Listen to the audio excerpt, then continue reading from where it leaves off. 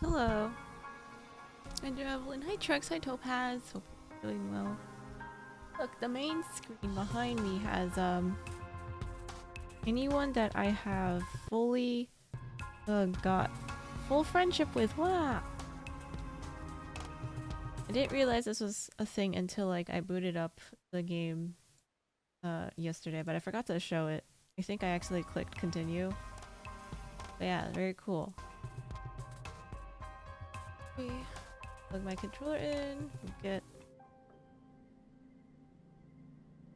This is a non-optimal ending, but it's already, too late and stuff, so, Can't believe your friend matched with the girl, too. Yeah. If you guys are in the same proximity, it's bound to happen, right? There's bound to be overlap. Why am I depresso?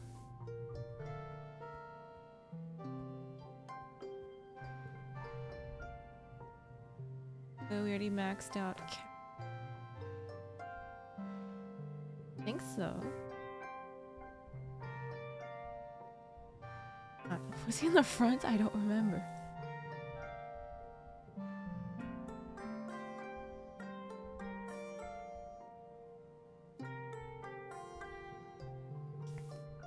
Does Topaz care? That was directed at Topaz, right? Okay, yeah, I got Cal's thingy. I don't know if he has, like, something else, though. You can just give them this anyway. Oh, right, it's his birthday. Alright, we're in dust. Well, we're in late dust, right? I gotta pull out my cheat thing again. Exocolonist.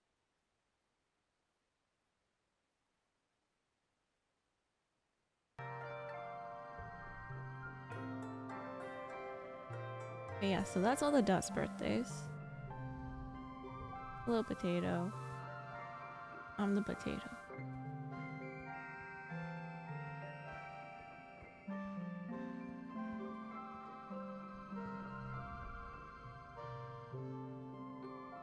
I don't know what do. Other than maybe finishing the bar so we can at least get that scene out of the way. We're all gonna die. I know that, I think. I'm pretty sure. I lost.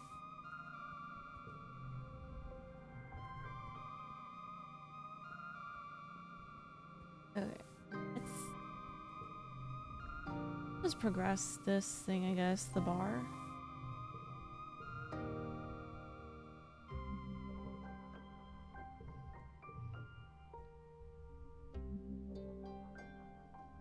And organize. Sure. Inglam's assistant isn't the glamorous life of political intrigue you were hoping for. He's more of a soldier than a politician, and even then, you hear he's not even much of a soldier either. He notices that people mock him, he doesn't seem to care. It almost makes him more boastful, like he thinks the sole duty of governor is to soak up as much attention and power and wield it whenever and however he likes. Whenever he's questioned on something, he unleashes such a torrent of bravado and barely veiled threats that it's impossible to make your own point, and then he just pushes through what he wanted to do anyway. It's infuriating. Given that the colony's governance was based around the idea of communication and empathy, no one seems to know how to contain him. As for the Helios, they seem to have gotten their own ways to get around him. They're grateful he's gotten into politics because that means your older and more experienced security chief Red makes all but the largest military decisions. In fact, you think some of them enjoy that he's such a moron, because they hope the colony fails. They think he's entertaining. My god, is Lum just Trump? As your Sunday, it was pretty eepy. I just stayed home and did some work. And caught up with Apothecary Diaries. Pretty chill. Mars is responsible for producing his social media content, which he considers an important part of his brand. They mostly consist of powerful sounding but ultimately empty speeches about how great the colony is doing and how proud everyone should be of their really, really, truly great work. Just fantastic, really. This is so Trump-coded, bro. Usually while carrying a log of mushwood, so he looks super strong. Okay, that reminds me of Ben Shapiro. You and Mars are huddled in command trying to avoid his attention when Mars scrolls through Lum's selfie roll, trying to pick the best one for social media. As a political strategy, it's not unheard of, she mutters. Plenty of Earth's dictators use it. I just can't tell if it's his official strategy or if he really is this vain. You hear footsteps approaching and Mars groans. Lum claps his hand on her shoulder and smiles broadly. There you are. I was thinking in the next video, I think the colony's ready to see some footage from that counterattack I led against the enemy aliens. No stars, you remember this. Lum plays the footage of the time he charged into battle and nearly got everyone killed with explosives. Cringe as you remember it wasn't your finest moment either. Can't believe this is the footage he wants to uphold as proof of his bravery and vision. This is great footage. Just really great. It's actually perfect for Solana to practice working on her video editing skills. You shoot Mars a stinky look, but she just smiles. Lum agrees. With such great material, he practically did your job for you. Are you going to spin this into a propaganda piece?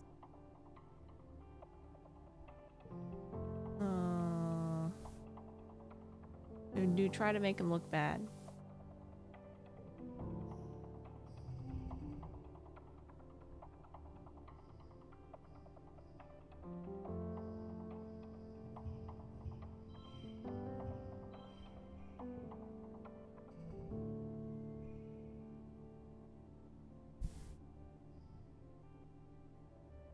Lostis Sunday's also sleepy, just watching nephews. Kids have too much energy, agreed. Is there a dog though? Lost? Is this the family with the Doge?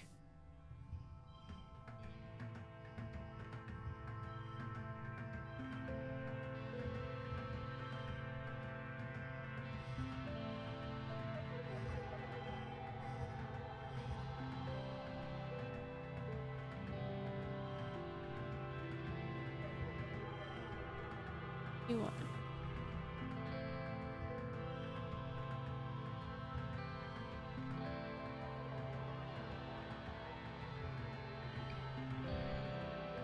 Oh. Oh no, that's my sister-in-law's sister. Your family doesn't have pets. Oh, okay. Crack your knuckles and settle in to make Lum worse than a joke. You make him a meme. Mars cackles when she watches the video and hits send. It's perfect. I don't care if he looks bad. Garbage in, garbage out, you know? She sighs wistfully as people start to react to the video. It would give you so much better course material. Mars, I wish you would.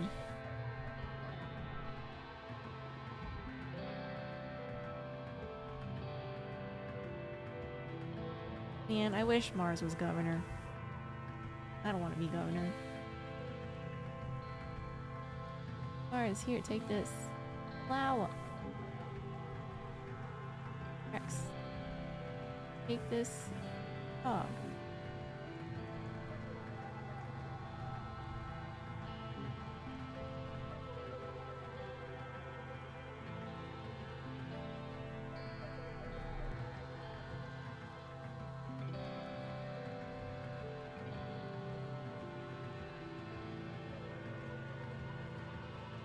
Hang is the same. Base.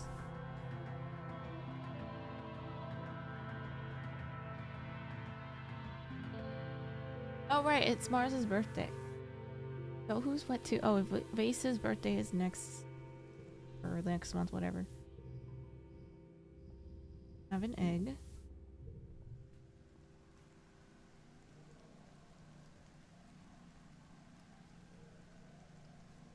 Go see.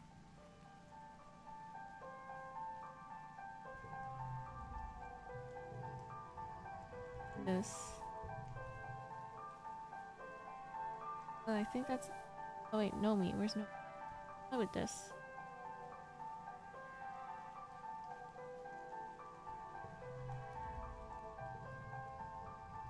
Oh. Anything? Des shades his eyes and looks up into the sun. This colony's never been my home. I don't care what happens to it, honestly. His lips curve into a fleeting smile. Oh, Ertumna is my home.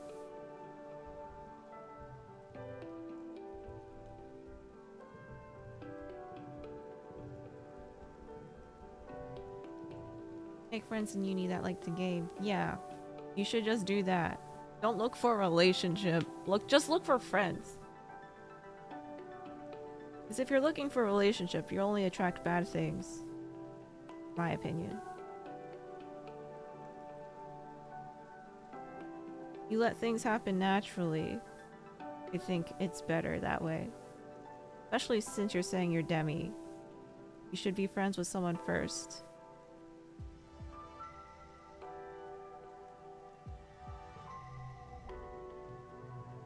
You're about to challenge Nomi to a friend of Laser Fable, but you notice they seem kinda down today.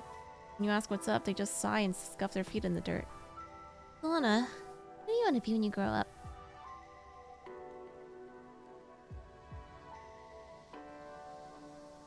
A hero or explorer. Oh, it's so cool when you already know what you want to do. Nomi says in awe. What's that like? I've been thinking about what I want to do with my life, but I just don't know. She says, pouting a little. I thought that being here would mean I could find something I'm good at, but everything I tried, I just suck at. It's boring, and I'm not good at anything except drawing and writing. Before we landed here, I thought I'd end up doing whatever was assigned to me. You had this duty roster, right? And I figured I would keep working in the canteen, and I could spend the rest of my time playing paddle games and making up stories. They frown. Killed a lot of potatoes. But since we landed here, I've been talking to Mars, and she's real serious about the idea that any colony worth living in needs artists and writers like me.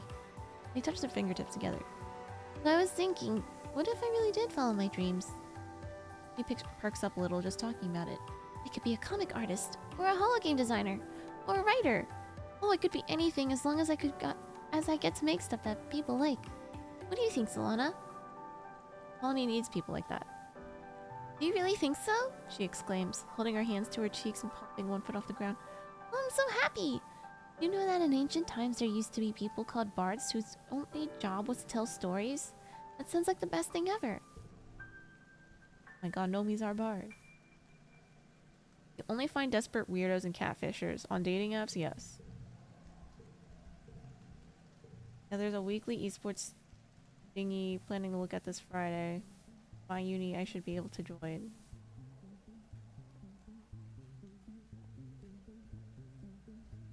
Sure. I don't know how gaming club scenes look now, but they were predominantly male when I was in university.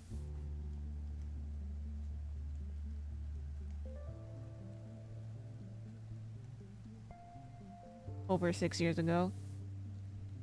I don't know if that's changed. But like, you should focus on like similar interests or values if you're actually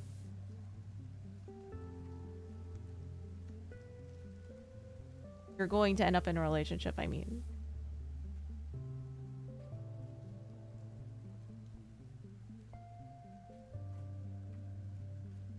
Okay, let me...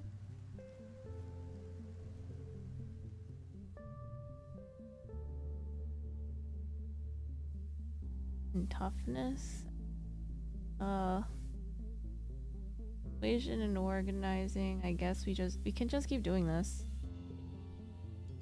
As chief admins, Zeke likes to think that they secretly run the colony behind the scenes. This manifests in them watching you very closely, suspicious of your motivations.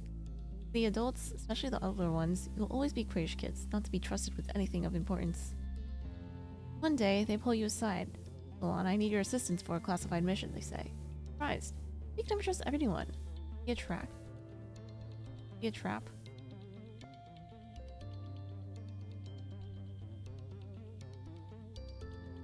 You can definitely trust me for sure. Zeke stares at you for a long time as if gauging if you're really trustworthy.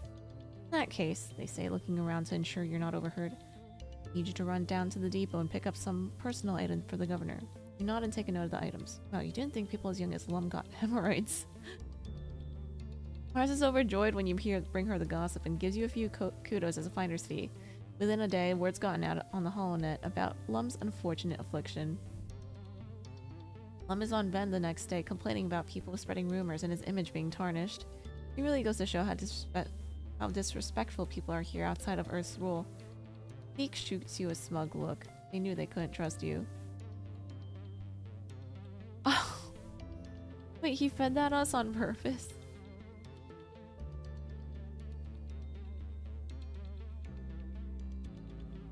Esports CCA weeklies are open to members too.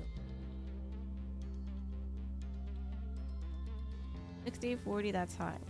Focusing esports sounds like casual too. He did say they're fine with chill gamers. Their name isn't the whole club vying for one female member's attention. Topaz, you laugh, but that's what happened. That's what happened in like League of Legends club. In any other literal gaming club. StarCraft 2, Smash. Every single time. Okay? And this girl was, well, there's one girl was smart about it and just leached league skins off of it. But that's what happens legitimately in real life, okay? That's what happens in STEM majors in general, yes. In all CS classes and all engineering classes, yes. Is it times back then or in the West or what? I don't know. I graduated like 6 years ago.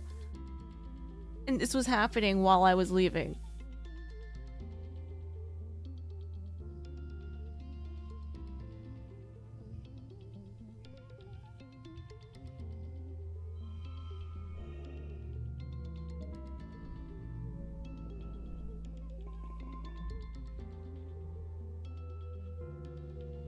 Really wet. Mid wet. This is Vase's birthday.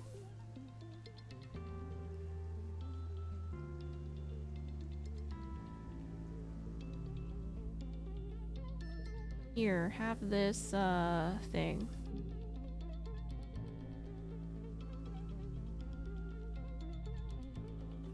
Okay, so I think I've gifted everyone. Hang and Dis are just hanging out there.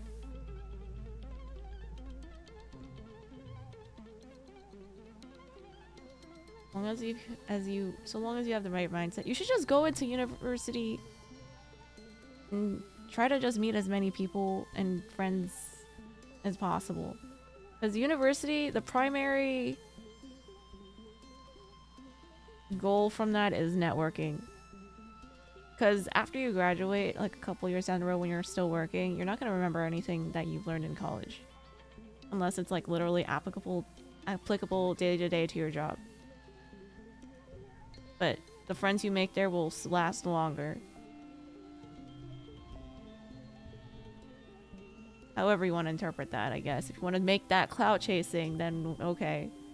But like I have friends that work at NASA now, that work in the big tech companies now, that work at Pokemon now, like, you know.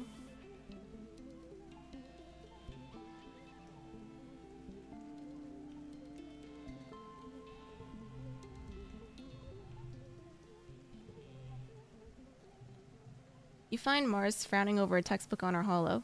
She flips through the pages with growing disgust until finally she gestures angrily to dismiss the screen and drags her hands down her face. People totally suck. You slide into the seat next to Mars and she sighs. I told my dad about my plans to get the adults to adopt kudos as a way to encourage the arts, and they got really weird about it. Like, they think it's a good idea, but then they told me I should read up about Earth's history. So I did, and you know what I found out? People suck. The whole reason we left Earth was because trading money for stuff was a bad idea. And it made a few people rich and everyone else poor, and it destroyed all the culture, and people fought and killed each other over it. By the time our parents left Earth, almost everyone worked super hard and was super poor. Well, like 100 people barely worked at all and owned private spacecraft. That's so dumb. Wow, look, we already have that with Elon Musk and Jeff Bezos. This colony is the closest humans have come to income inequality in thousands of years, but we don't have any passion. And Earth's history is full of people with passion who end up turning into supervillains while everyone else starves. Is that all we're capable of? Really? She looks at you intently and puts her hand over her heart. I'm a passionate person, Selena. Is being a despot all I'm capable of? There's nothing wrong with passion. Damn. Okay, I was supposed to challenge her there.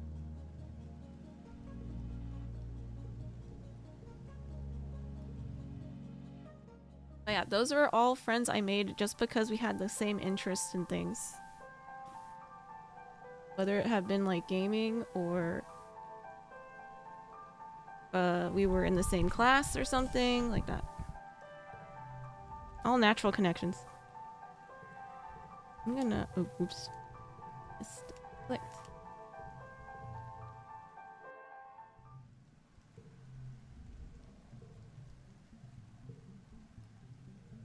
Gonna have to work at it. Mars nods with conviction. You're right, Solana. I'm glad I can always count on you to remind me to be better. There has to be a middle ground between austerity and inequality. I don't want to have everything while everyone else has nothing. Like, yes, obviously I want to colonize this stupid rock. I want massive cities and glass skyscrapers and flying cars. I want to not have to fight off aliens every year. I want to pave over all these scungy pollen trees and kill the stupid bugs. I want air conditioning. I just want everyone to have everything, even the stuff that the adults think doesn't matter. We can't live like animals just because of the boogeyman of our past. One day, I'm going to be running this place. Just you wait, Solana. I'm not going to let us fall into the same patterns as we did on Earth. We're going to take care of each other and master this planet, but we also can't forget what makes life worth living. Luxury. What do you think, Solana? Do you think I'm on the right track? I think capitalism is good, actually. How do we avoid past mistakes? Well, I mean... She starts and then furrows her brow in thought. I mean, I guess I thought, because we're already starting out equal, people would just be better? Frowns. Right. It seems like wishful thinking, doesn't it? Well, at least I have you to bring me back to Earth. I mean, Rotumna. She smiles and clasps your shoulder. Thank you, Solana. You're always thinking of things I don't. I really appreciate that about you. I appreciate you too, Mars. Many current students during the fair said that the majority of their current friends are from camps and clubs in the beginning, so they suggested to go for those. It will be pretty hard to make friends after, as cliques will be formed by then. Yeah, that's something I don't like about clubs, because the older kids have already established friend groups, and if they're not socially aware, they will stick in those cliques and not be as welcoming to newcomers. But if you don't see that happening, that's a good sign.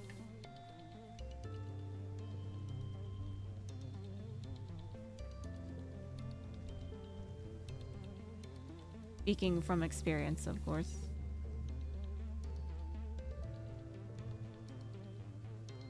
Okay. Did I rest up or something?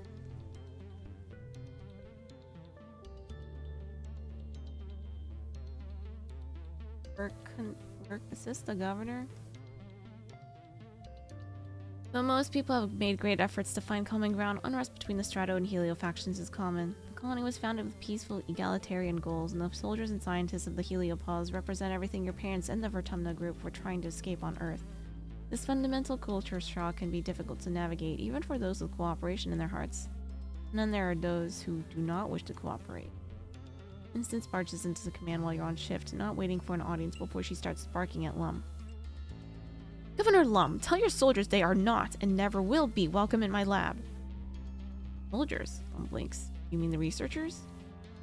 At Instance's terse nod, Lum smiles and puts his feet up on the command console. You brought Earth's finest scientists with us, Instance, he says condescendingly. Experts in their fields, every one of them. I thought you'd be grateful for the help.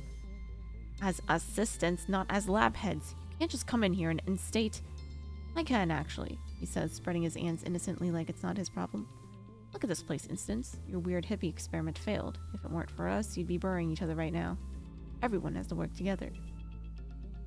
Just then, the aforementioned researchers catch up to Instance and all start talking over each other, demanding that the governor order Instance and stop training them like interns and start promoting Helios to lead positions.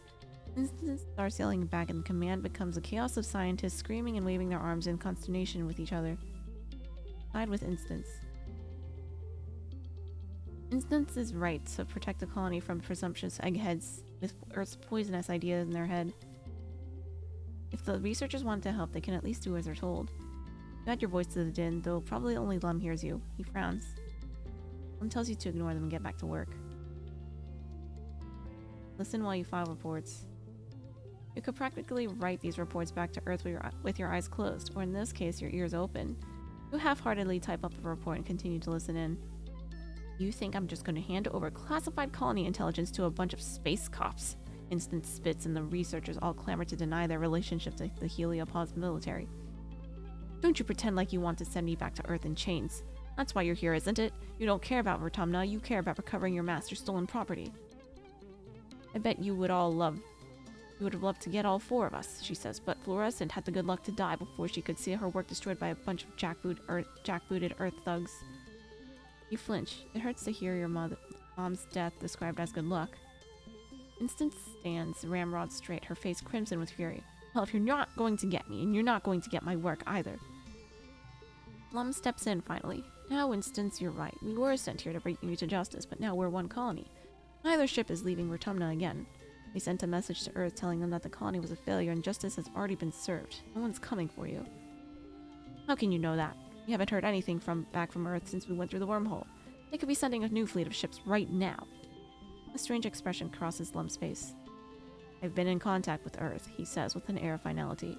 They told us to stand down and refocus our efforts on colonizing Vertumna. The room once again erupts in chaos. You try to get back to work. These reports to Earth that you thought were just busy work may be more important than you realized. Rex, thank you. Hello.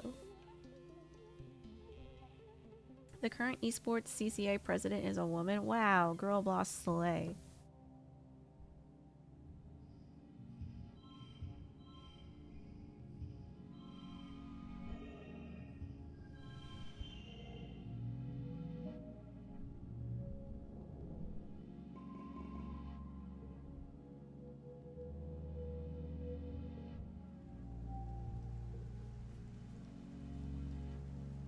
That's some interesting stuff going on in there. I don't know if I need to rest at all, though.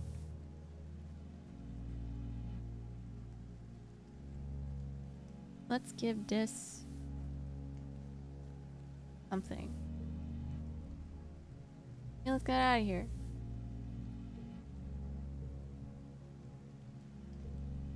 Yay. And given this.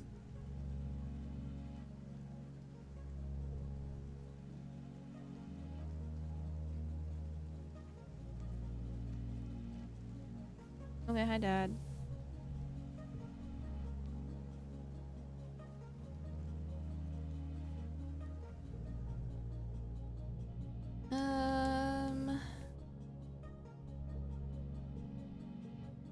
Assist the governor again. Develop an affinity for the bitter bracing taste of lep tea. Everyone around you drinks it, so you're always fetching some. It's easy to start pouring yourself a cup every once in a while, and then every other day, and then every day, and then multiple times a day. You realize you have to cut back when you start seeing visions. Well, more visions than usual anyway. Time to put down the mildly hallucinogenic stimulants, Solana. Wait a sec. Yeah, there is polyamory in this game. Since that one didn't give me new info, let's do construction. Work with Rex and the construction crew for this month. This particular brand of enthusiasm is infectious. Every day feels like hanging out with your best friend. Rex is a hard worker when he wants to be. He has lots of passion for building, and his eyes light up when he talks about how the colony is going to grow and change as it matures. I'm really interested in how people use different spaces, and how the space itself can change their behavior. Zeke sends you both on an errand to pick up some bushwood scaffolding. I can't believe Zeke just asked us to go fetch poles.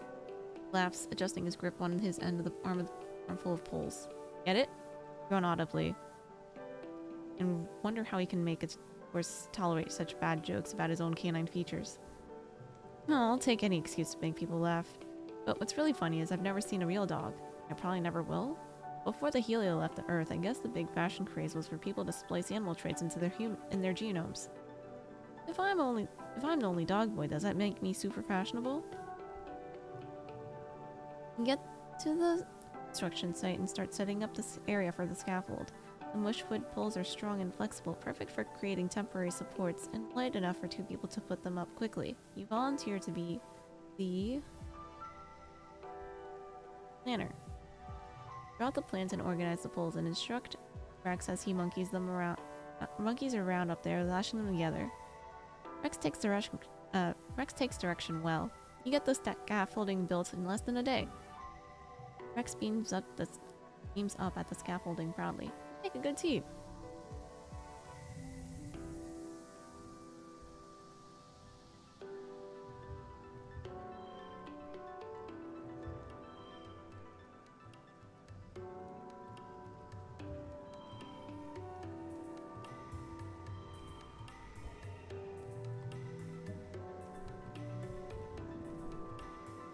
Yahoo! Hello. Hi, Depot.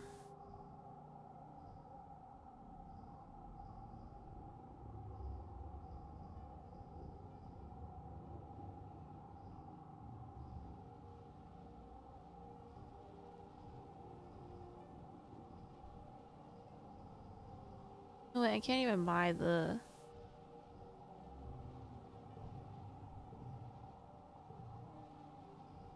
some of these.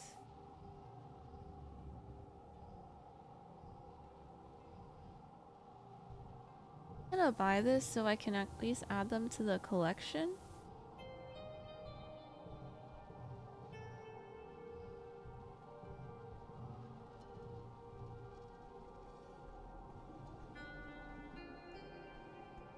Anyone else out here?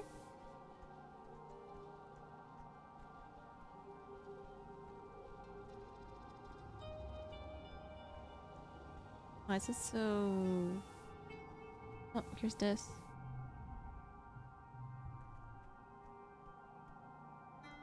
I'll take this fruit. Add. New.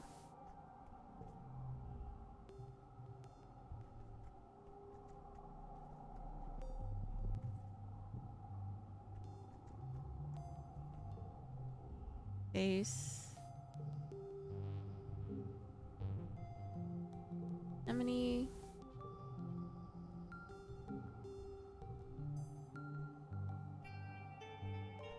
Guess that's it.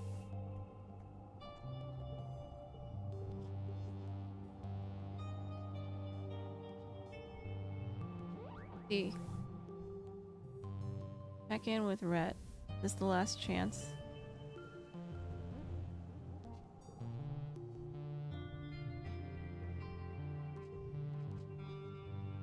Sneak out. See what happens.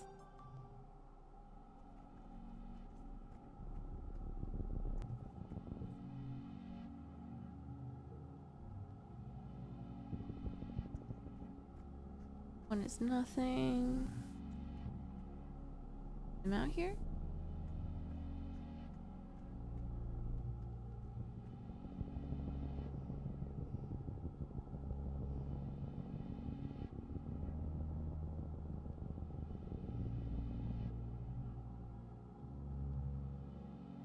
He's up at the wormhole. Oh, we're sad.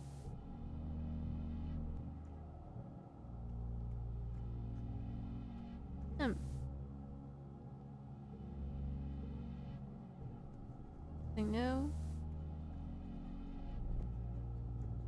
Let's take some photos.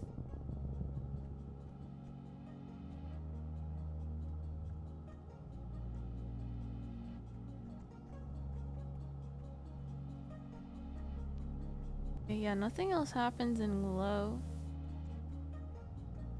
Can I have a tail yesterday? Yeah. But it's not up right now because it takes up too much screen real estate. It's a toggle.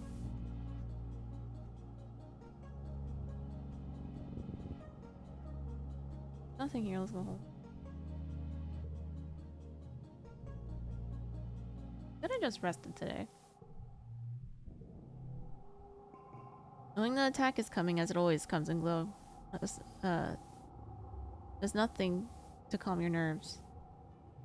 Only so long you can handle shouting in your quarters. As the months draw longer, you find yourself almost compulsively walking the walls when you're not working, scanning the tree line for the first sign of trouble. You're there when you see them. Dark on dark shapes coming out of the forest, perfectly silent. You watch with the lookouts as more and more figures amass at the forest's edge. Minutes pass as the horde pushes into the firebreak, numbering at least. It must be in the thousands. More animals than you've ever seen in one place.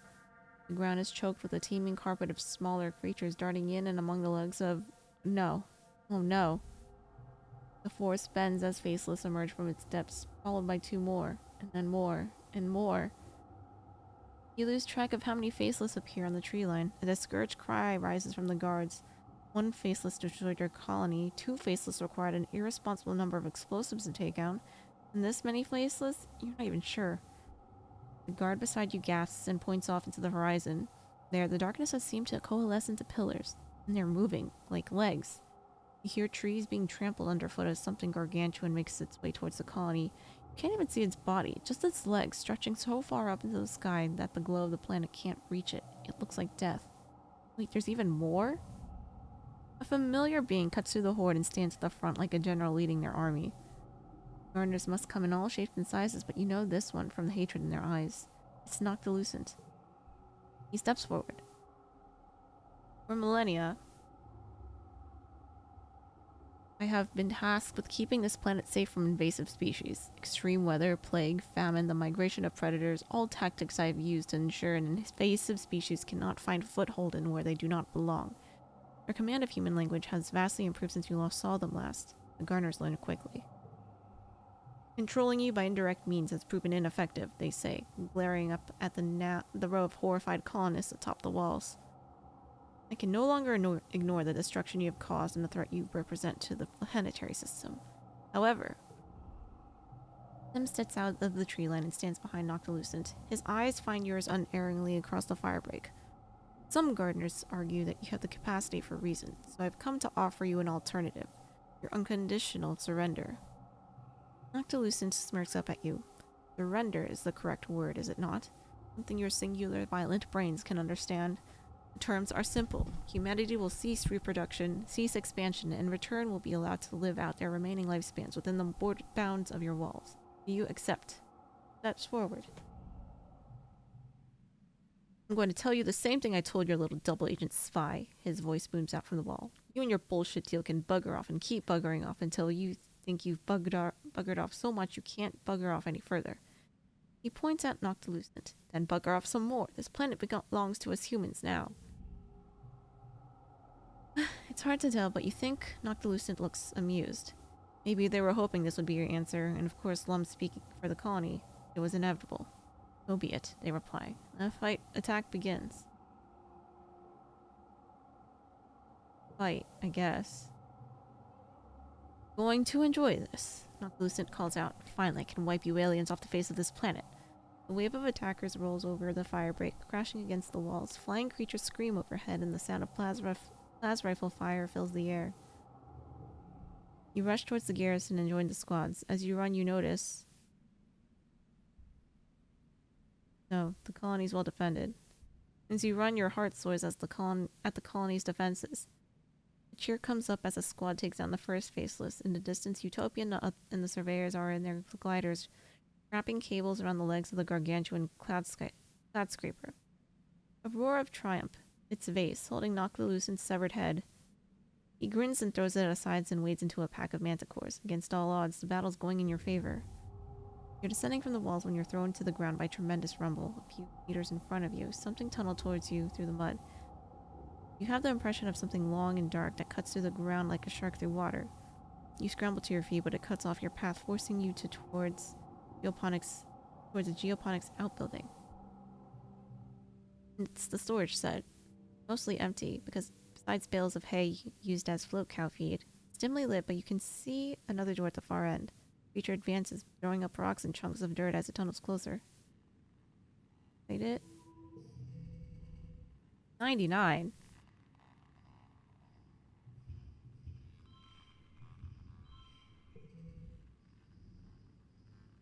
As everything's violent.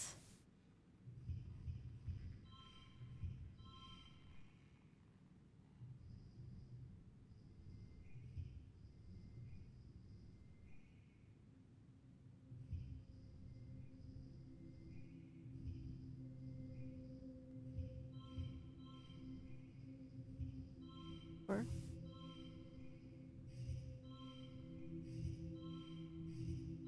35.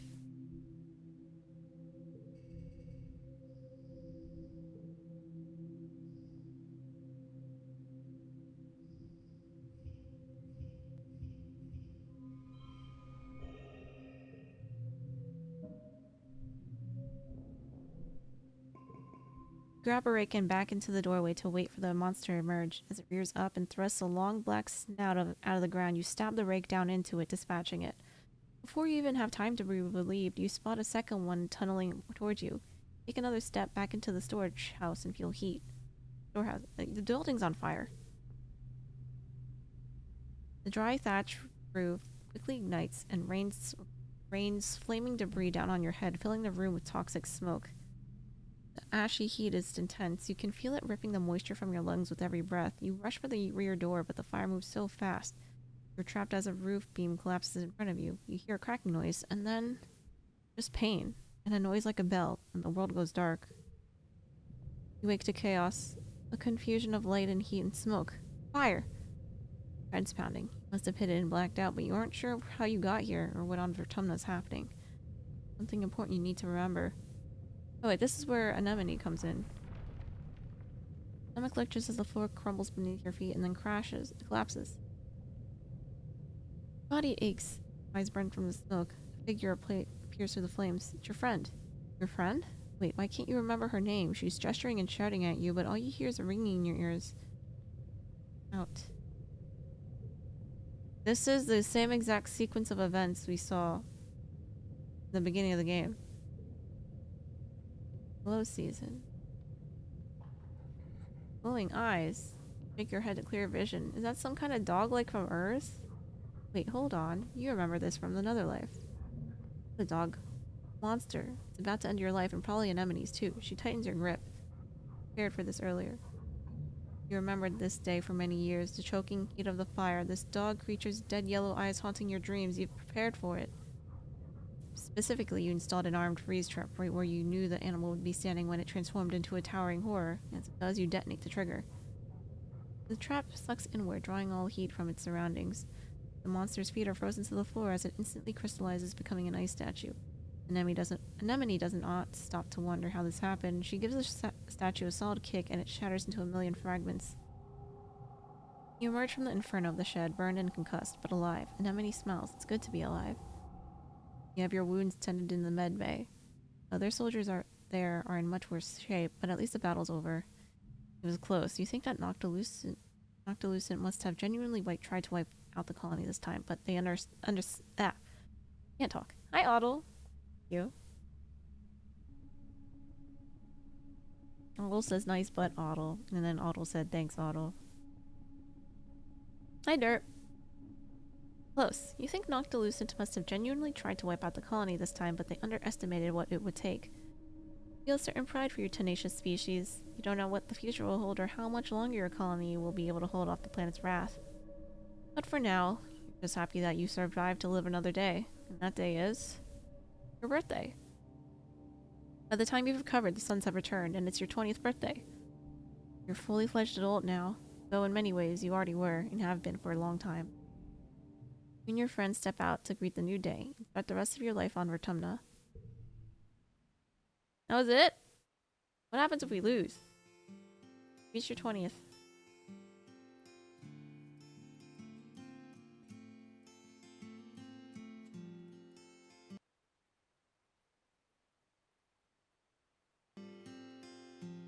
I'm an astronaut? Turning it up again.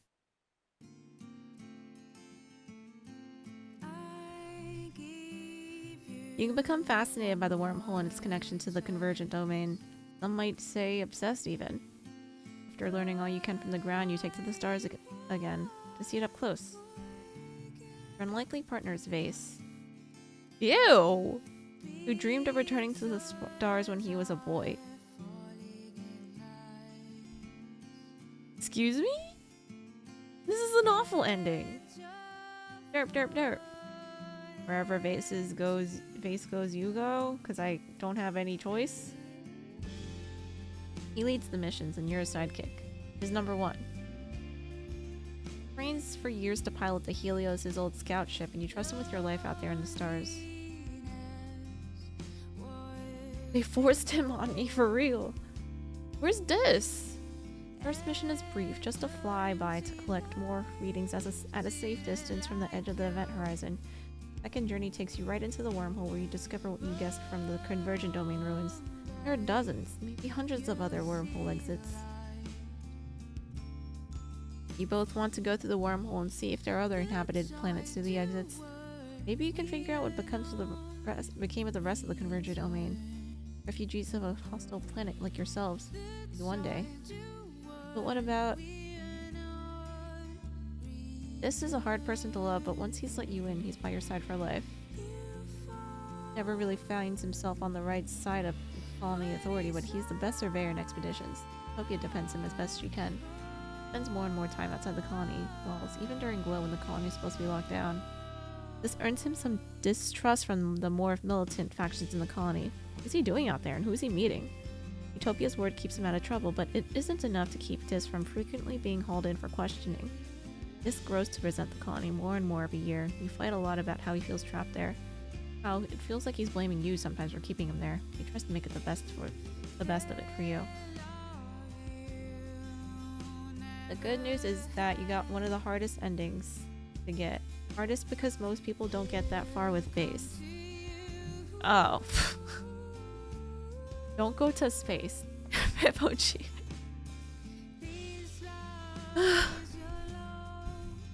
Once you've put in the work to get past Dis's defenses, he proves to love you with the same single-minded obsessiveness which he loves Vertumna. Then why didn't we go with him? I don't want to be with Race. I'd rather be with Dis. On Vertumna. A little overwhelming at times. Honestly, he's very intense, and after growing up an outcast, he can often seem dependent on your attention. One of the only people he's ever truly loved and felt like he was loved in return. Deprived of it for so long, his hunger for it is bottomless to the point of self-destruction. Something you keep revisiting during your relationship, but never to the point of breaking up. You're a bit of an odd bird yourself, and you have your own jagged edges that only Dis can soothe. And after all, who else would believe that you're stuck in a time loop? Now, what a Scorpio for real. Dis continues his work in expeditions for many years, finding freedom and adventure in the wide-open frontiers of Vertumna. He's chosen a dangerous life and his immunity to fear. Natural human response to the very real dangers of a hostile world means that he can take on even more danger than most. Eventually, it catches up with him. He died. Although there's no body to recover, his funeral was well attended by all of expeditions, and of course, by Tangent. No, Dis died! Your friend Cal grew up, but he never lost his boyish charm. He soon rises to the role of chief cultivator. The responsibility of feeding the colony is enormous. Cal's not good with confrontation or pushing people as hard as your mom famously did. On years when drought or pests threaten the food supply, you often see him looking haggard. He deals with a lot of stress and it ages him quickly, but his kind nature never takes it out on other people or wants them to worry about him. It's a lot like your dad that way. It's a string of intense romantic relationships and eventually settles down with one of the gardeners who grew up on the heliopods before transferring to geoponics. She's as dependable and friendly as he is, though as you get to know her on your weekly family dinners, you're often reminded of Anemone by the way she teases him. Together they have a tidy little sum of children, and that's the only tidy thing about them. Their children grow up digging in the dirt, eating bugs and nearly getting mauled by farm equipment, and having a great time being kids. Hal dotes on every one of them. Hal himself never gives up on trying to convince people to live in harmony with Vertumna. Though his family is a source of strength, he struggles with the violence that's necessary for the colony to survive here. In his 50s, he's killed while defending geoponics during an attack. You grieve him deeply for many years. Chief Engineer Tangent has a nice ring to it. It's always seemed like Tangent's life was laid out for her. Work hard, discover amazing things, and eventually replace Instance as Chief Engineer. However, only after a year in the council, Tangent surprises everyone by stepping down. What does that mean? Derp a Scorpio? One day you'll meet someone who teaches you. What are your moon and rising sign? Derp has never checked. Hi Doc, it's okay Derp. Javelin's also a Scorpio. Hope you're doing good today, Doc. Tang says that she simply doesn't have time to run research and do her research, but you know the truth. She doesn't want to be used like Instance was. Her brush with genocide made her realize she needed to think more about the repercussions of her actions. Instead, she contents herself with being a regular researcher. quietly pushing the boundaries of medical science and having a hand in every major discovery. Trains up new researchers in every discipline, passing on everything she learned from Instance and everything since. It's an unremarkable life for someone as impossibly promising as Tangent, but she seems happy. She smiles more often, has more time to spend with you, and gets more than enough sleep every night. Her love life remains fairly private, though she's not as frigid as she's always claimed. Hear from the colony gossips that she carries on with a string of casual relationships, mostly with other scientists, mostly women. She's gay. She donates genetic material to a number of children, but she doesn't choose to raise any of her own. Quite picky about their genetic enhancements, obsessing over any markers or anxiety or depression that run in her family. But ultimately, her children grow up healthy and in loving families far removed from Chang's own childhood. It's a bittersweet reminder for her. Chang lives and dies in the shadow of what she almost caused to happen on Rotumna. Knowing that she almost killed every living thing on the planet weighs heavily on her for the rest of her days. Unfortunately, even with genetic alteration, the human body was not made to withstand long periods without sleep. Tangent's willful negligence in taking care of herself certainly doesn't help. She develops a heart condition in her early 60s that outpaces the healing capacity of the medbeds, and it eventually takes her life. Wow, everyone just dies. Symbiosis, the bridge between two people. Undying, never aging, ever patient Sim becomes a mystery, as much of a mystery to you as the rest of the planet. Lonnie continues to buckle under yearly attacks and unnatural disasters, but Sim never wavers in his passion to learn everything about humanity. Though he remains as cryptic as always, his affection for your species only deepens. Your grief and demoralizing fatigue, you sometimes turn to blaming Sim. Why can't he stop these attacks? Why can't he argue with the gardeners to leave humanity alone? He never holds it against you, no matter how cruel your words. Every time you calm down, he patiently reminds you that his dissenting voice is one of the only reasons humanity hasn't been destroyed outright. Meeting Sim in secret makes you feel horrible sometimes.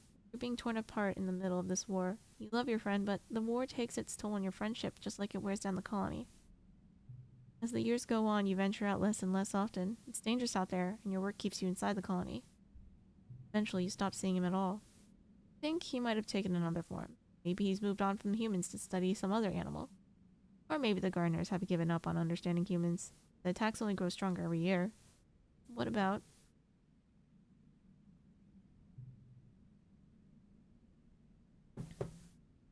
Strong and true, Anemone sticks by your side, one of your most trusted friends. She may be friendly towards all, but few people really know her like you do.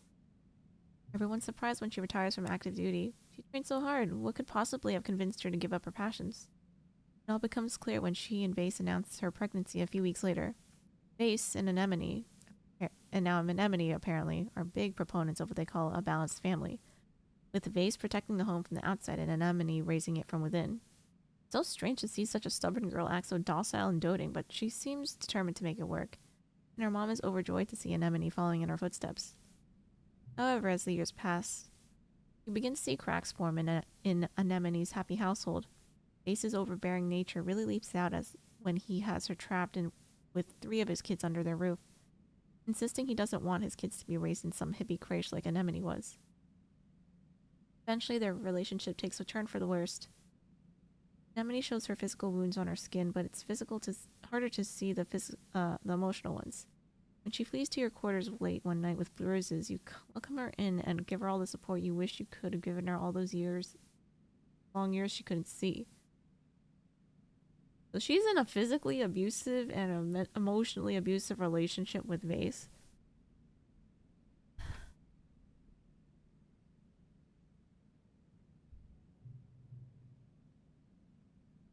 Today, Doc is playing pretend accountant to learn how big of a hole he's gonna pull in the old wall to score the PC in the next few weeks.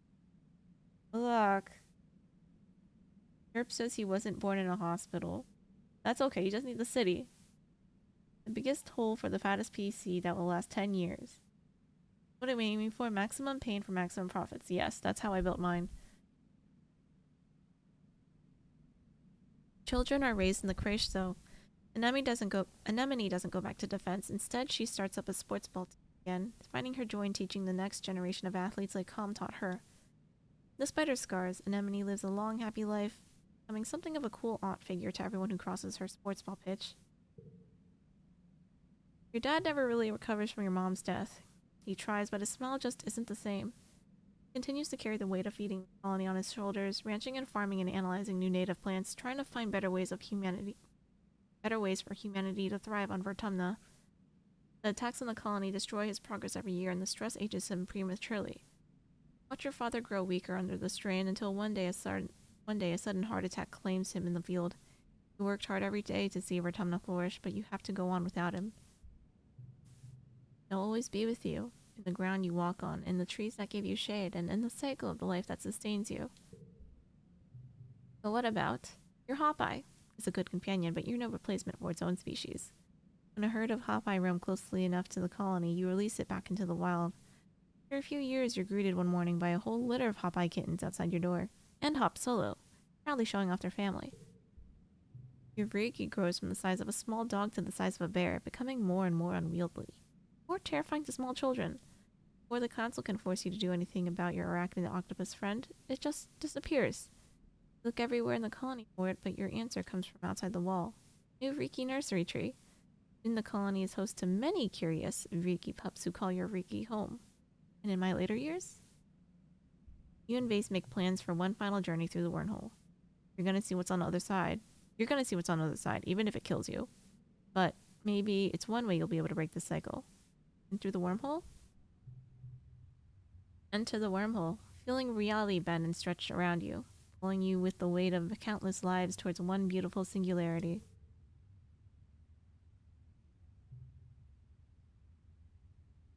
Hi, Timochi. Did we transcend? No. For some reason, we're just in, space. For some reason, the game forced face upon me.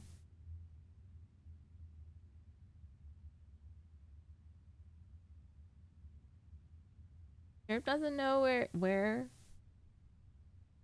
what town he was born in or city.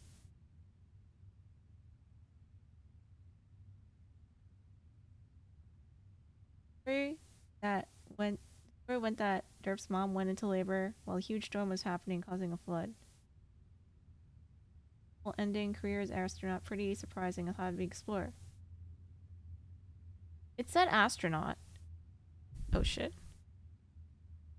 Is that person?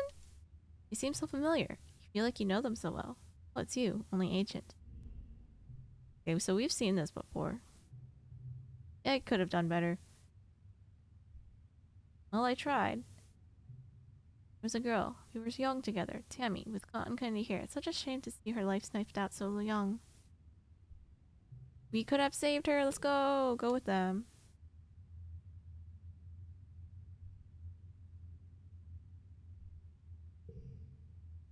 Got this ending. Astronaut.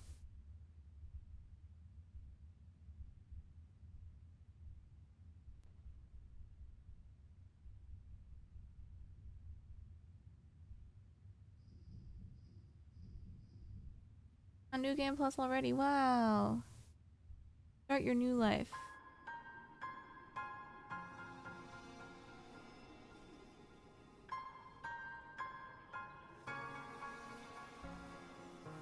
I want to see what happens if I tell them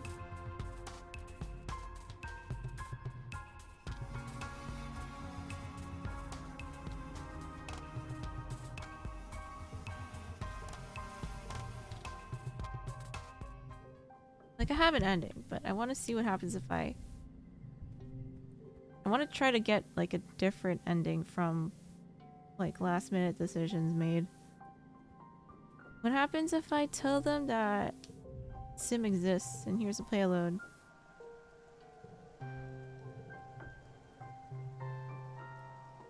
Okay. I have the payload. Tell Rhett that the computer virus is ready to upload to the Convergent Domains Array mainframe. Rhett nods grimly. Good work, kid. You're one step closer to defeating this thing forever. I know a gardener. His name is Sim. You tell him everything you know about symbiosis, how he kept saving you from danger. How he doesn't even want to hurt humans at all, and how he practically looks human. You even tell them about stealing a holo unit with media from Earth on it so he could learn more about humanity. After that, you tell them about Dr. Lucid. They need to know that not every gardener is infatuated by humanity as symbiosis is. Rhett and Utopia stare at you as you share everything you know. Rhett gets visibly more disturbed the longer you speak. We suspect that the AI system has agents that can take physical form, but choosing to mimic humans to infiltrate our ranks through our children? This defense system may be more intelligent than we'd considered, and more dangerous. What else will it stoop to doing? Wait, Utopia says gently. Why didn't you tell anyone? Nobody would believe me, probably. Well, to be fair, Rhett says, tapping the side of his head, we love you, kid, but you said some things. He turns to his holoscreen. Sorry we didn't take you seriously. Would have thought a kid knew more than we did. Important is that we finally know. This will help us better defend against the system's tactics. Anything else to report? No. Rhett surveys the information before him. Time to end this once and for all. I mean, we can finally... Rhett nods and calls face over. Okay, you two. This is it. Time to infiltrate a conversion domain control facility. Our scouts have found one here in the swamps, which help from your survey data. We know where it is, we know how to access the array from it, and we have the payload to fry the array once we do. There's only one problem. Can't get in. The facility has a bio-encoded lock. Only one of the system's cloned agents can open it. Like a kind of avatar. Flesh, body, AI mind. We've seen these agents active in the area. They're called gardeners. Feel a surge of fear for Sim. When's the last time you saw him? Has he run into other humans? Need to find one and get the key from it. I've already briefed Lieutenant Vase on the details. You and Vase are young, but you've already done incredible work here in the swamps, he says, gesturing to you and Vase. You're our best field agents. You know the swamps, and you've seen what the convergent domain is capable of. If anyone can manage this, you can. Utopia speaks up. Frankly, this whole thing stinks of impossible, and I ain't keen on sending kids out to do adults' work. Dangerous, Solana. Hunting down an AI agent in their own territory? Breaking into their base? You're not being assigned to this. You get to volunteer. I can't. Gotta flake out now? Vase blurts out. He looks shocked. Rhett shakes his head. No, Vase. You've stumbled across a lot of danger on your own, but I'm drawing the line at ordering a child to go on a covert operation. The facility's out there if you change your mind, Solana.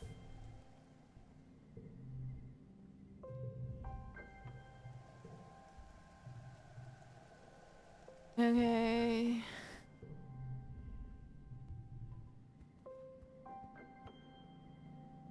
I guess we do this.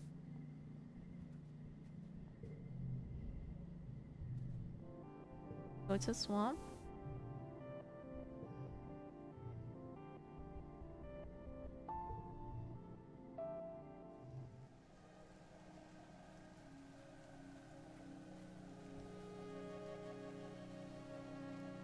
Running a third ending. Maybe.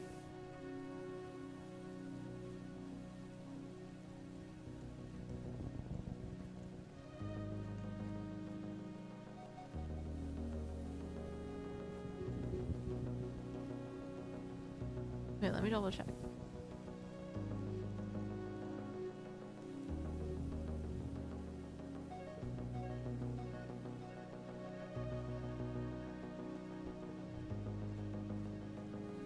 Will I try all endings? Yeah, eventually, but probably not on stream. The next thing I'm gonna do is do an ideal ending where we overthrow Lum somehow, and everyone is alive. But I won't read through the whole thing if it's like repeat dialogue that I recall.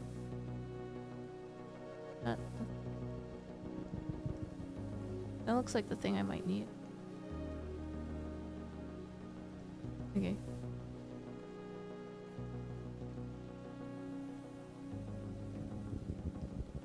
Yeah, revolution ending. But we're just gonna take the opportunity to, while I have this first ending thing, we'll just like take the closest branch and keep going that way. You and Vase have been on the lookout for an alien AI agent, so you can use its key to gain access to the command facility. Just when you think you'll never find someone or something that doesn't want to be found in the swamps, you come across a creature blocking your path, just sitting, like it's waiting for you. Dr. Lucent. You catch a look of recognition in the familiar but alien face. Vase recoils from them and raises his rifle. Dr. Lucent raises their sonic emitter with a part of amusement to the tilt of their more humanoid parts. This is it. The ancient Brett wants us to kill. Talk to it. Well, you've met Noctilucent before, but Vase hasn't. He's already aiming his rifle to fire when you gesture for him to stop and lower his weapon. He does the first, but not the second. You quickly give Vase the details on that. You know Noctilucent. He's one of the gardeners, and he'll speak to you. Vase looks at you like he's trying to figure out a math problem. You know this monstrosity? You nod and take a step towards Noctilucent, your weaponless hands raised. You study for a long time considering, and then something in their demeanor changes and they raise their sonic emitter. Vase fires. You can feel the whip of the joint bullets flying over your shoulder. Noctilucent growls and fires back. So their shot goes wide as the bullets lodge into their shoulder, missing you completely. Sonic rays make you nauseated. Okay, I guess we're fighting. E6.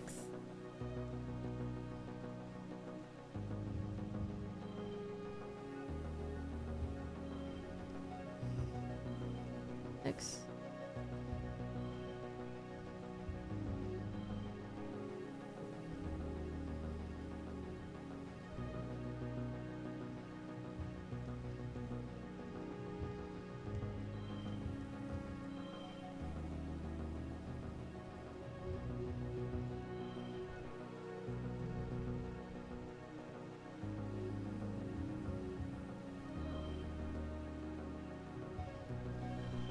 Okay. You and Vase unload everything you have into Noctilucent until they turn and run into the gloop willows. With a touch of their hand, the sagging wet foliage closes behind them, leaving you facing an impenetrable wall of goo. Vase shakes his head in amazement. Damn unreal. Aliens that could talk to us? He gestures to the ground, spattered with bright turquoise blood. Not pretty good. It's probably just gone off to die. Let's keep tracking and get that key.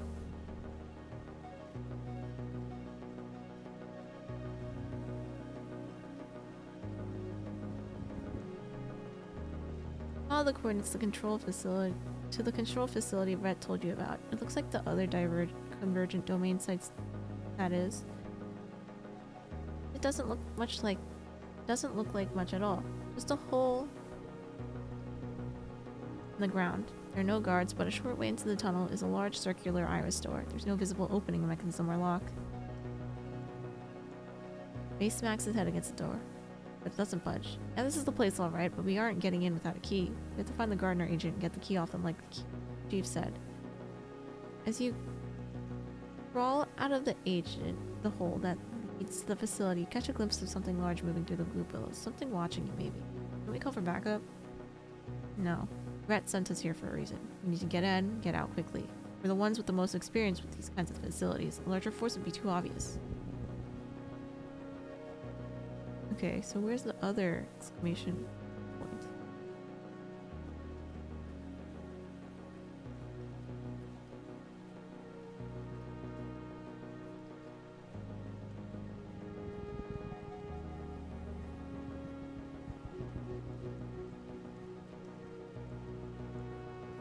Oh, here it is.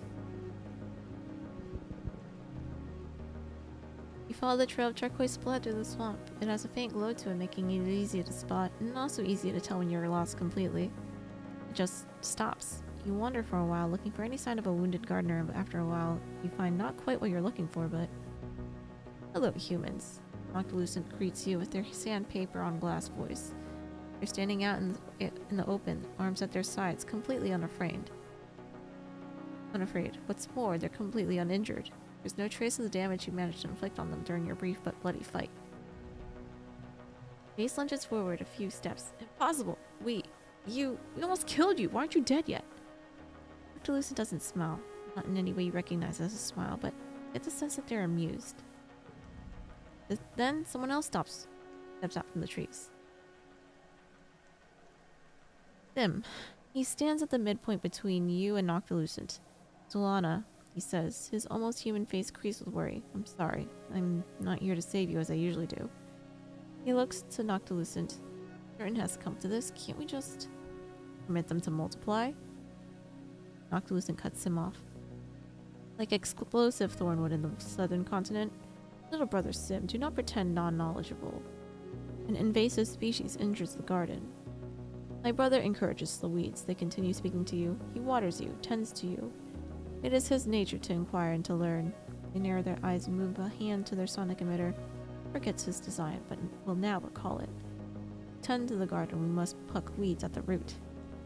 Please, Solana, turn back and go back to the colony. Take the Overseer's offer of peace back to your people. I try to talk to them. Tricus few steps towards Sim, but he only moves closer to Noctilucent. Serious, Solana, Noctilucent will kill you, and if he chooses violence against you, so will I. You draw back in alarm, but it's clear Sim's words aren't a threat. They're just the truth, as plain as he can say it. Noctilucent and I are parts of the same whole. We may appear to make different decisions, but we're controlled by the same collective intelligence. Just as your arms and legs move independently, but they serve your brain. I was tasked with finding a peaceful approach to the human incursion, but if you continue to drive towards destroying us, I will have failed. He takes out a sonic emitter of his own and raises it, reluctantly. I won't have a choice. I must act according to the will of the array. I'm not talking, Solana, Base exclaims. 1 alien, 2 aliens, I don't give a shit, we should kill them all. On this we agree. Noctilucent draws their weapon. After a beat, they add alien, rolling it around in their mouth like they enjoy the taste of the word. They begin to fire at each other. You scramble for your drone rifle, caught off guard. Damn. You think you missed an arc. Go wreck this. Knights this guy.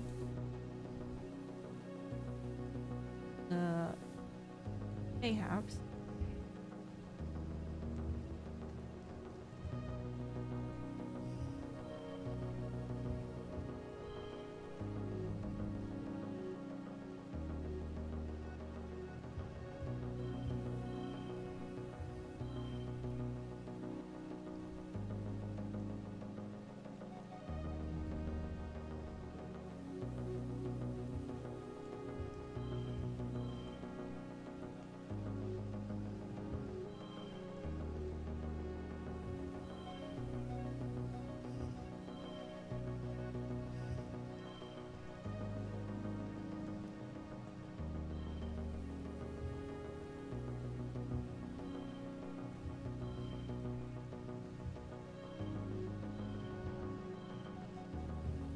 Pretty.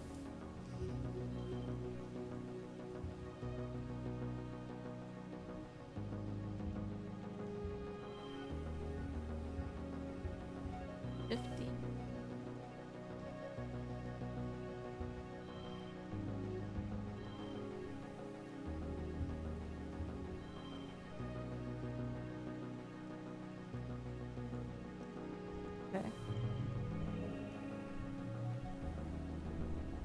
You and Vase open fire on the pair of gardeners, and the air is quickly filled with drone bullets and reverberating with their strange, brain-liquefying sonic weapons. You notice that Sim doesn't seem to be firing on you. In fact, he seems to only be trying to draw your fire. Surprisingly deft at guiding your smart bullets to hit trees that careen off into the sky. What's the matter? He teases Vase. Are your intelligent weapons malfunctioning? How terrible for you. Vase growls and focuses his fire on Sim. In the chaos, neither of you notice until it's too late that Noctilucent is disappearing into the tree. Damn it. Big ugly centaur thing still has the key. Why are we screwing around with this one? You and Vase chase after Noctilucent. The trill of Sim's laughter behind you as you flounder into knee-deep mud. By the time you free yourself, Sim's gone too. I'm gonna kill you, null shits! Vase screams at the uncaring swamp. Next time you come for Vase, that's it. You're sodding dead.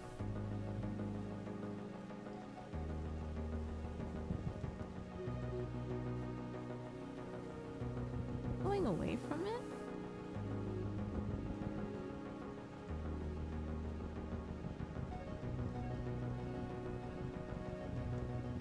Much 73. Something's something is blocking your path. Lucent. You just fought them, but they look completely unharmed. They look different from they did before too. Larger. The presence seems to fill the path before you, and you're not sure if it's because they're physically larger, or if it's because all of nature seems to bend around them, making space for them. This time, he doesn't wait for you. They draw their sonic emitter and attack. 5.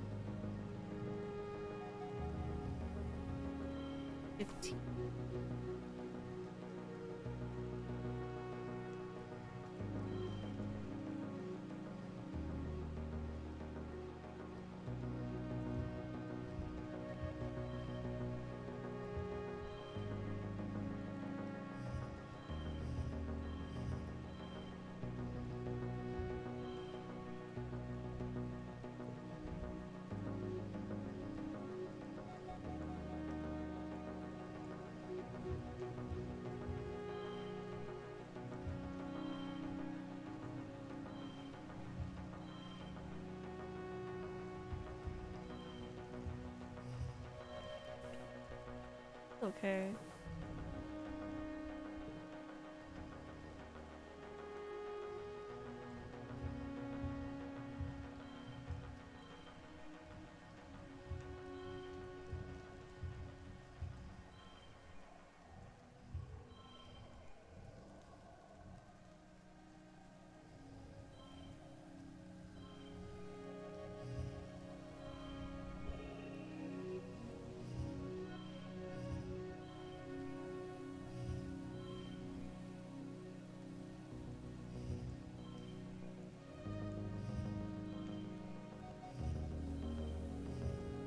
Okay, whatever.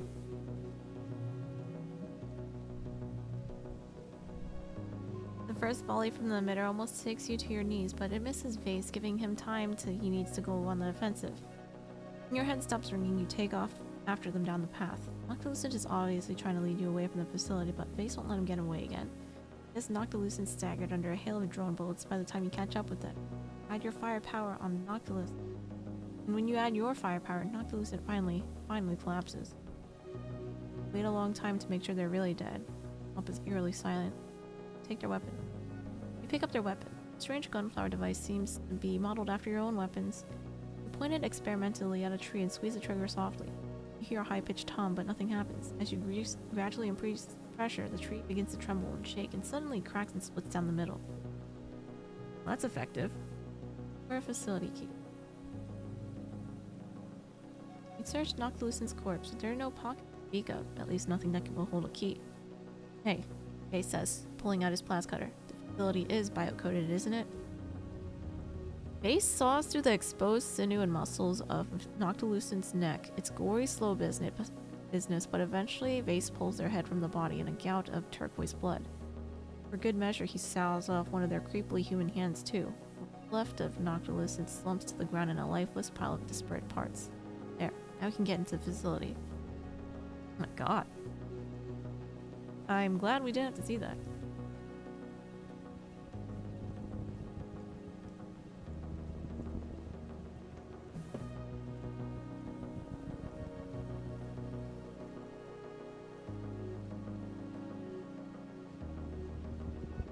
Sure, he's fine. He has a spare body, I'm sure.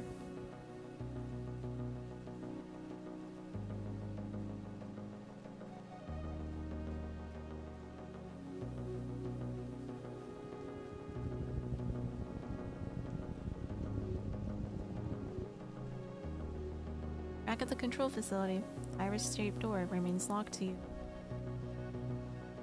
Base raises Noctilucent's head, holding it by the hair. This is it, he says, psyching himself up. Still got that payload? Whatever's inside there, when we destroy it, things are going to change forever for humanity. You ready to be heroes? Use the key. Base studies the door for any obvious ways to utilize the key, but eventually just shrugs and smushes the body's head against the wall panel. The round doors smoothly dilates open without so much as a squeak.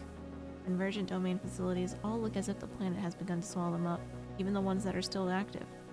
A gust of fresh air ruffles your hair, smelling faintly of wet dirt.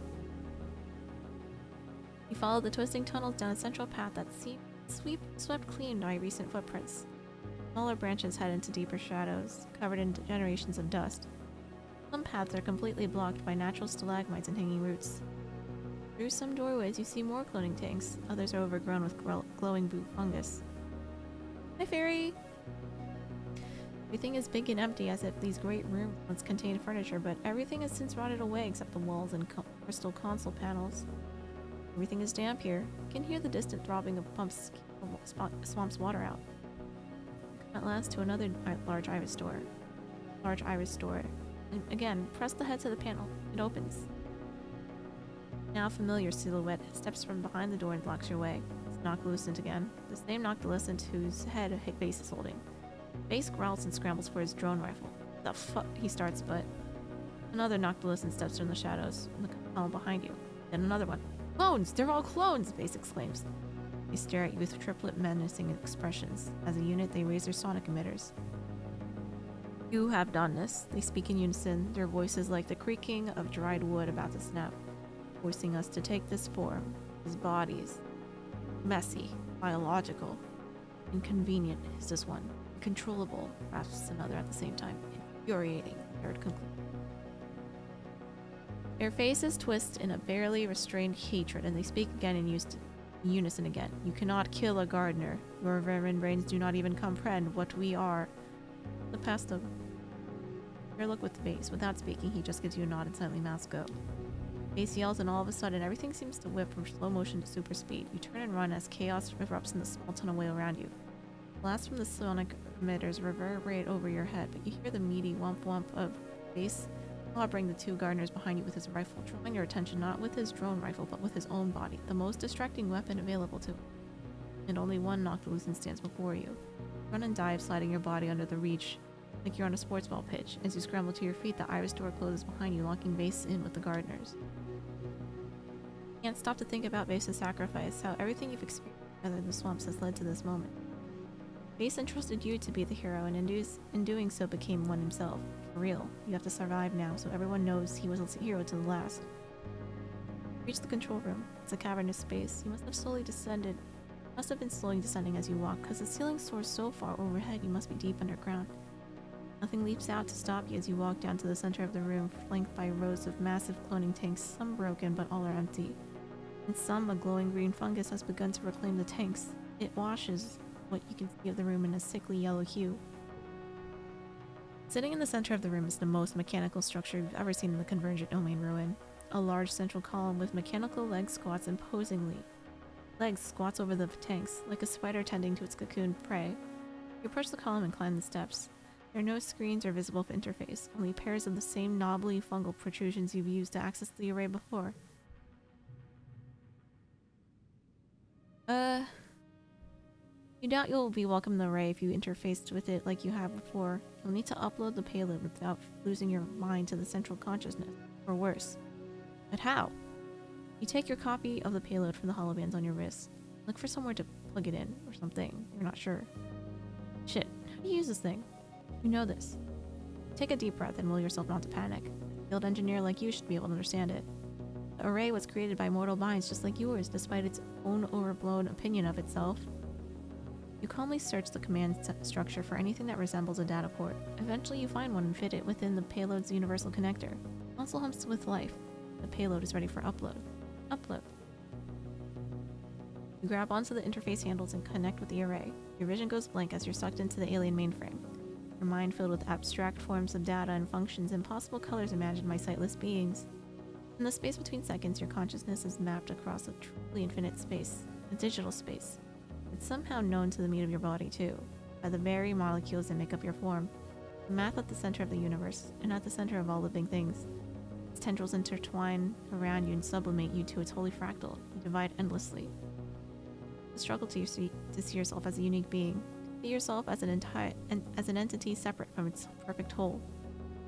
You don't see or feel the array as much as you just know it. You're a part of it. You've always been. You find yourself again. Your organic body feels impossibly small. A tiny data point at the end of a long branch, a blinking I/O box. You can feel the overseer, a million limbs snaking along the tunnels, and others too. They notice you. They don't acknowledge you. You inject the payload. You float in a universe of data-like sea foam. You float in a universe of data-like sea foam floats on the surface of the ocean, watching the blinking payload descend into the heart of the network. You watch it start to multiply and spread. The overseer doesn't seem to react. It throws up no defenses.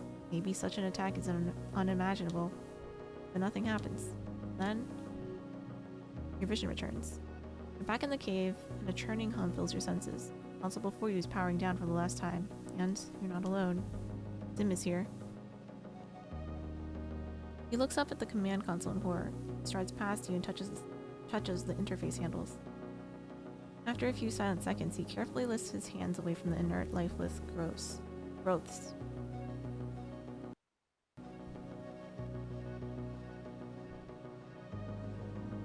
What have you done? He says slowly, like a man coming out of long sleep. It had to be done for humanity's safety. Tim takes a few steps away from the console, descending the stairs without turning around. It's so quiet, he says, touching his forehead. There's nothing left. I can't feel anything. I've always been able to hear the array. No, you can't understand. I am the array. The planet Everything living on it. All gardeners are connected to it. He looks haunted, or were. Now what are we? What will happen to you? Sim's mouth opens and closes, trying to form words. He looks stunned. Well, I suppose I can die now, he says after some time. This physical body, when it is damaged beyond repair, my consciousness can't be transferred into another one. I'm the last me. He smiles self-depreciatingly. At least this body's acceptable to me. I'll be in it for the rest of my life, after all. No other gardeners, though, he murmurs. Only a small fraction of the greater gardener consciousness splits off from the whole and spends time in physical form. Of those that do, not every form is sentient, or even ambulatory. I myself have spent centuries as a Reiki tree. We're all disconnected from the array and from each other. I am an individual, but at great expense to the collective intelligence of the planet. Eyebrows furrow. During my time observing you, I will admit I have a greater desire for individuality than the other gardeners. This change in me is not unwelcome. The gardeners that remain, Noctiluscent and a few others, I don't know how they will fare. Aren't you trying to kill me? He smiles. I've always had a certain fondness for you, Solana. I knew you were special, and destined to change things for Vertumna. Change, perhaps, that was needed. Without the array, the command we were given by our creators millennia ago no longer has a hold on me. It's not my job to protect this planet anymore. That's your responsibility now. Did you help me do this? I could have killed you while you were helpless connected to the array. What did you see while you were in there? He answers. Hostility? Fear? Shake your head. I felt nothing. Vast and empty. We're not individuals, in the sense you understand. When you connected to the array, your thoughts and desires became, in part, mine as well. He tilts his head. Perhaps after 20,000 years of vigilance, all it took was a suggestion from within that we simply stopped. Sorry? You hear a cough echo through the cavern to see Vase stumbling down the center aisle of tanks. He's alive! You rush to his side, and when you turn back, Sim is gone. One last disappearing act. Vase is badly burned, and he struggles to focus his eyes. He collapses in your arms. You do it? He croaks. You nod. His eyes close in relief. But get out of here, hero. Stop. Vertumna's protectors are gone. Not another ending. Woo! Disabled the array.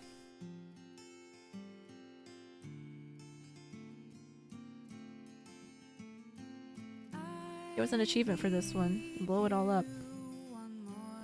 Once the planet's eco defense system is shut down for good, many things change. Some are more obvious than others. This is gone before you've even returned to the colony to accept your hero's welcome.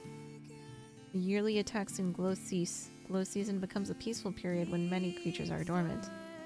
Your guess it always was. But Noctilucent and other termination agents artificially incited the Xenos to attack. Without their thumpers and aggression pheromones pumping into the air, animals tend to avoid your colony rather than attack it. You also find that the yearly shimmer pollen clouds are much more reduced, and even your crops seem to be growing better. Even the pest creatures like the dwarf's moth don't bother to roost in your sheds. You wonder at all the subtle ways the planet's defense system was trying to eradicate you. Without his connection to the array, Sim can never change forms or connect his consciousness to the other gardeners. He's alone, and stuck in his body until it eventually dies. His scars no longer miraculously heal. He starts to grow old. You and Vase are both held up as heroes. After his near-death experience in the Gardener Caves, Vase's entire outlook on life changes. He no longer seeks false hero worship after experiencing firsthand the terror of being a hero. It does a lot to blunt some of his sharper edges, and as you both grow old, you're surprised to realize that you've become good friends. Why is it him again?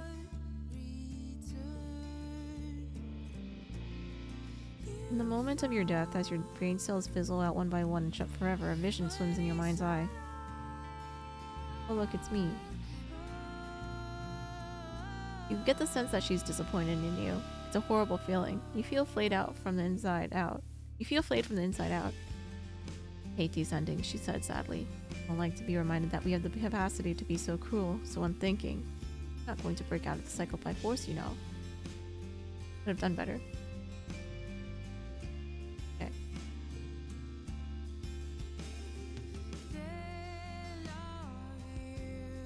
Ending gallery. Astronaut. Stable to your right.